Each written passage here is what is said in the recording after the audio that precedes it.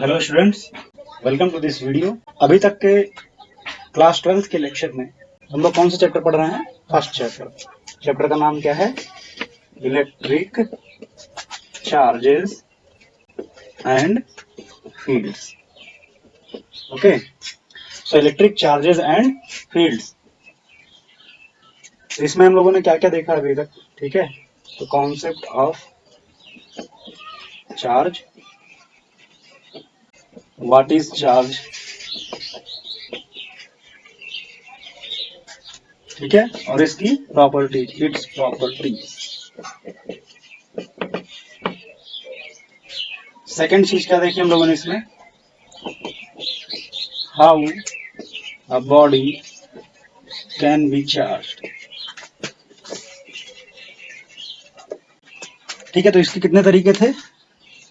हम लोगों ने 3 तरीके देखे, ठीक है ना। पहला क्या देखा? बाई फ्रिक्शन, दूसरा बाई कंडक्शन, थर्ड क्या देखा? By induction. ठीक है, तो चार्ज क्या है? चार्ज एक इंटरनल प्रॉपर्टी है, ठीक है ना, किसी भी मटेरियल की, ऑफ एनी मटेरियल।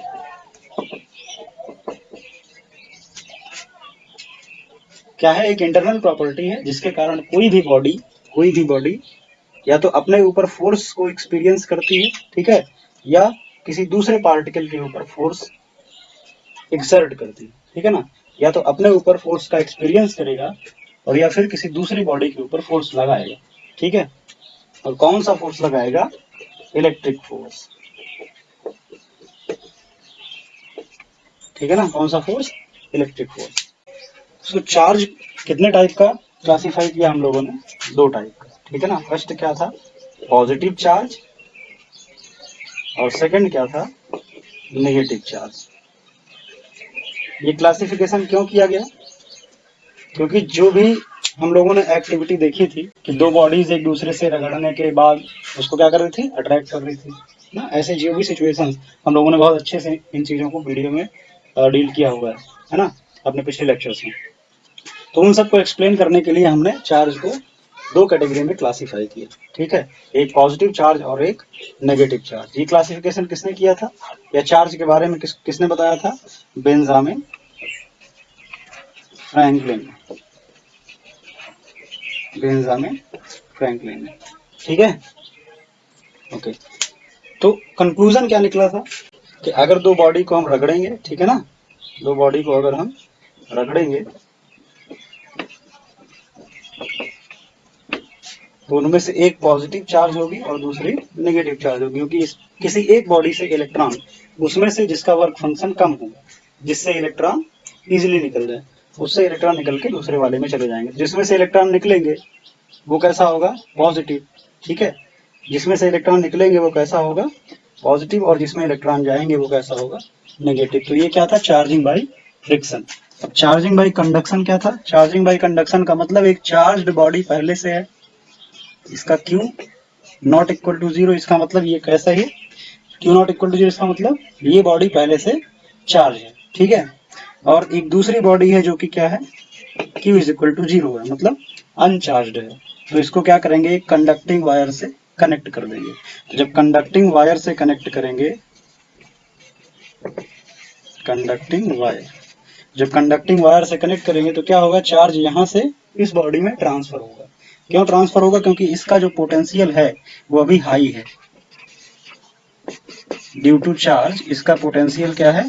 हाई है, और इसका पोटेंशियल क्या है? लो है, ठीक है। तो पोटेंशियल कहां से कहां तक फ्लो होता है? हाई टू लो, जैसे वाटर फ्लो होता है, ठीक है।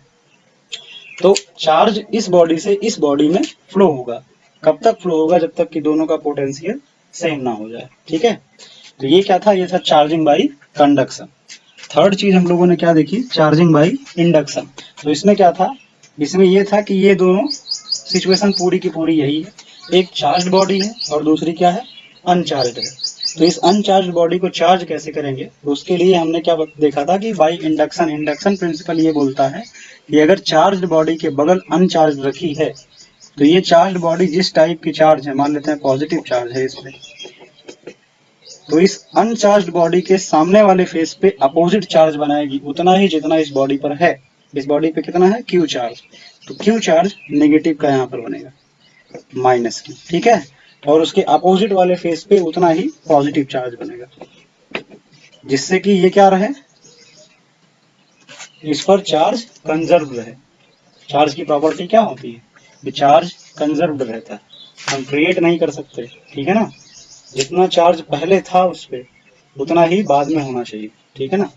तो टोटल चार्ज इस पे क्या था, पहले जीरो था, तो बाद में भी क्या होना चाहिए, जीरो। तो माइनस क्यू अगर यहाँ है तो यहाँ पर क्या होना चाहिए, प्लस क्यू, क्योंकि दूसरी प्रॉपर्टी चार्ज की होती है वो क्या होती है, एडिटिविटी। एडिटिविटी का मतलब चार्ज को एज अ स्केलर क्वांटिटी हम ऐड और सब्ट्रैक्ट कर सकते हैं, है ना। तो प्लस क्यू और माइनस क्यू एक दूसरे को बैलेंस करके क्या बना देंगे, जीरो कूलम, ठीक है ना। कूलम क्या है, कूलम है चार्ज की यूनिट, ठीक है ना, SI unit of charge, SI unit of charge. इसकी सीजीएस यूनिट क्या है, स्टेट कूलम, स्टेट कूलम या फिर इलेक्ट्रोस्टैटिक यूनिट ईएसयू, ठीक है। तो ये सारी बातें हम लोग अपने पिछली वीडियोस में कर चुके हैं, ठीक है। कुछ प्रॉपर्टीज देखी, वर्क फंक्शन देखा ना, इंडक्शन देखा, कंडक्शन देखा, काफी कुछ चीजें देखी। अभी दो इंपॉर्टेंट कॉन्सेप्ट और देखते हैं यहाँ पे छोटे छोटे। पहली चीज ये है कि अगर हम चार्ज दे रहे हैं, ठीक है ना, किसी बॉडी को चार्ज कर रहे हैं, तो दो टाइप की बॉडी लेते हैं, एक लेते हैं हम कंडक्टर, ठीक है, और एक लेते हैं इंसुलेटर, ठीक है। यहाँ हम किसी सोर्स से हम चार्ज दे रहे हैं, ठीक है ना, मान लेते हैं कि हम कौन सा चार्ज दे रहे हैं, पॉजिटिव चार्ज, और यहाँ पर भी किसी सोर्स से पॉजिटिव चार्ज दे रहे हैं, क्यू। ये इंसुलेटर है और ये क्या है, कंडक्टर। तो इन दोनों की छोटी छोटी प्रॉपर्टीज हैं, उसको जान लेना जरूरी है। वो क्या है कि जब भी हम कंडक्टर बॉडी को कितना भी चार्ज देंगे, बहुत छोटा ही क्यों ना हो, ठीक है ना, कितना भी कम चार्ज देंगे, वो चार्ज क्या होगा, इसके सरफेस पर फैल जाएगा, इसके सरफेस पर इक्वली डिस्ट्रीब्यूट हो जाएगा, ठीक है। तो charge gets distributed equally on the surface of a conductor, okay. और अगर यहां पर हम चार्ज देंगे इंसुलेटर पे, तो अगर इंसुलेटर बॉडी को हम प्लस क्यू चार्ज देंगे तो क्या होगा कि चार्ज जहां पर है वहीं थोड़ी ही दूर में क्या होगा, रह जाएगा, ठीक है। अगर थोड़ा सा चार्ज देंगे तो उतने ही एरिया में रहेगा, ठीक है। यहाँ पर इक्वल डिस्ट्रीब्यूशन चार्ज का नहीं होगा। तो ये दो डिफरेंस है, ये मेन डिफरेंस है कंडक्टर और इंसुलेटर में। ऐसा क्यों होता है, क्योंकि कंडक्टर में क्या होते हैं, फ्री इलेक्ट्रॉन्स, कंडक्टर में होते हैं फ्री इलेक्ट्रॉन्स, जो कि क्या करते हैं, चार्ज को एक पार्टिकल से दूसरे पार्टिकल में ट्रांसफर करते हैं, है ना, फ्री इलेक्ट्रॉन। तो क्या होते हैं, ये चार्ज कैरियर, ये चार्ज कैरियर होते हैं, ठीक है। और इंसुलेटर में फ्री इलेक्ट्रॉन नहीं होते, नो फ्री इलेक्ट्रॉन, तो ये चार्ज को कैरी नहीं करते। जब नहीं होते हैं तो चार्ज क्या होगा, एक जगह से दूसरी जगह पे नहीं ट्रांसफर हो पाएगा, है ना। तो इसलिए जिस जगह पे हम चार्ज देते हैं वो वहीं पर रह जाता है, ठीक है। No equal distribution of charge, no distribution.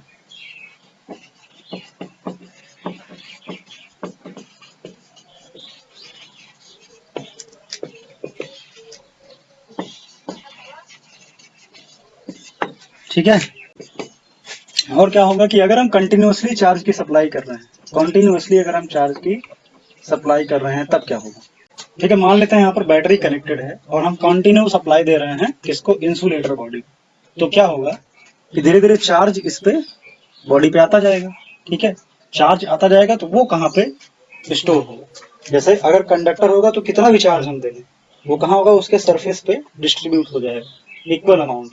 लेकिन इंसुलेटर में अगर हम कंटिन्यूअसली सप्लाई करते रहें चार्ज की, तो चार्ज क्या होगा, charge gets distributed in the entire volume of insulator। ठीक है ना। तब क्या होगा, तब जो चार्ज है पूरा का पूरा इंसुलेटर के वॉल्यूम में स्टोर हो जाएगा।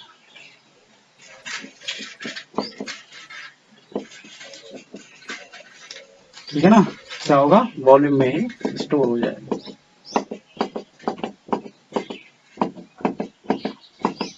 ठीक है, तो ये दो चीजें हैं जो ध्यान में रखनी है कि मेन जो पॉइंट है वो ये है कि जब हम कंडक्टर को चार्ज देते हैं तो उसके सरफेस पे डिस्ट्रीब्यूट होता है, और जब इंसुलेटर को बहुत ज्यादा चार्ज कर देते हैं तो वो उसके वॉल्यूम में डिस्ट्रीब्यूट हो जाता है। ठीक है, ठीक है, तो आगे बढ़ते हैं हम लोग, तो देखते हैं एक प्रॉब्लम। ठीक है, प्रॉब्लम क्या है, electric charge A and B attract each other. ठीक है ना, क्वेश्चन देखते हैं, electric charge A and B attract each other. ठीक है, electric charge B and C repel each other। B and C repel each other। Okay, so if A and C are held close together, if A and C held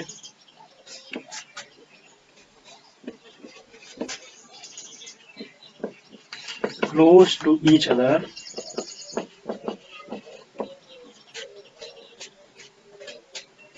they will।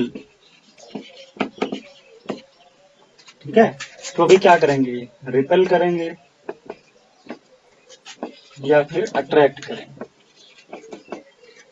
ये हमको बताना है। ठीक है, question क्या है कि ए और बी क्या करते हैं, अट्रैक्ट ईच अदर। तो यहीं से क्लियर है, ए और बी अगर एक दूसरे को अट्रैक्ट कर रहे हैं तो अट्रैक्शन का फोर्स किन किन चार्ज के बीच लगता है, जो अपोजिट नेचर के होते हैं।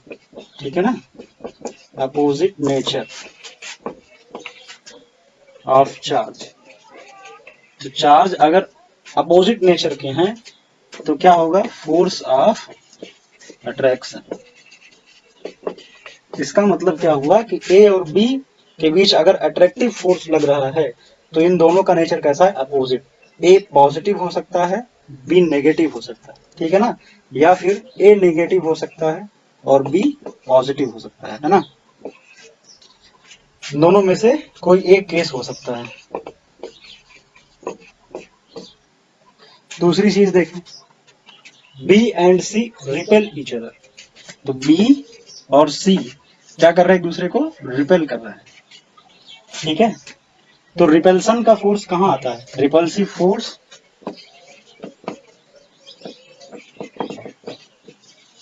किसके बीच लगता है, सिमिलर चार्ज के बीच में।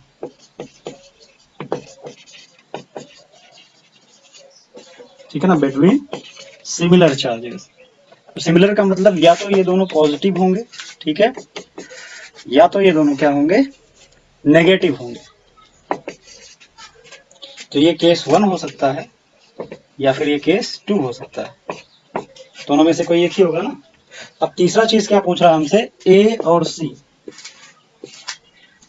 ए और सी, ठीक है, तो ये 4 केस बने हैं, है ना। अगर ये पहला लेते हैं तो उसके साथ ये दो, अगर ये दूसरा लेते हैं तो उसके साथ ये दो, कोई भी हो सकता है ना इनमें से। तो कोई सभी केस लेकर के चेक करते हैं कि होता क्या है। ठीक है, तो अगर हम ये केस ले लें कि पहला ये ए पॉजिटिव है और बी कैसा है, नेगेटिव। तो जब बी नेगेटिव है तो बी नेगेटिव यहाँ पर भी लेना पड़ेगा, है ना। तो सी कैसा होगा, नेगेटिव। ठीक, तो ए क्या लिया था हमने, पॉजिटिव, और सी कैसा मिला हमको, नेगेटिव। तो ए पॉजिटिव, सी कैसा हुआ, नेगेटिव। ठीक है, दूसरा केस लेते हैं, अगर ए को हम नेगेटिव माने तो जब ए नेगेटिव होगा तो बी कैसा होगा, पॉजिटिव, और अगर बी पॉजिटिव होगा तो सी भी क्या होगा, पॉजिटिव। तो ए हमने क्या लिया, नेगेटिव, तो सी कैसा मिला हमको, पॉजिटिव। तो ए हमने लिया नेगेटिव तो सी कैसा मिला, पॉजिटिव। तो दोनों ही केसेस में क्या है, ए और सी अपोजिट नेचर के हैं, ए और सी अपोजिट नेचर के हैं। इसका मतलब ए और सी के बीच में कैसा फोर्स लगेगा, अट्रैक्टिव फोर्स, है ना, फोर्स ऑफ अट्रैक्शन। तो ये क्या करेंगे, एक दूसरे को अट्रैक्ट करेंगे। ठीक है, एक दूसरे को ये क्या करेंगे, अट्रैक्ट करेगी। तो ये इसका आंसर था, ठीक है। तो ऐसे कॉन्सेप्चुअल क्वेश्चन जो है आप लोग की बुक में दिए हैं, एनसीईआरटी में दिए हैं, या एचसी वर्मा बुक ले रखे हैं आप तो उसमें दिए होंगे, ठीक है। हर एक बुक में ऐसे छोटे छोटे क्वेश्चंस दिए होंगे, तो उनको अटेम्प्ट करें, ठीक है, इस तरीके से, और उनसे जो चीजें समझ में आया, जो पॉइंट समझ में आया, उसको नोट डाउन करें, ठीक है।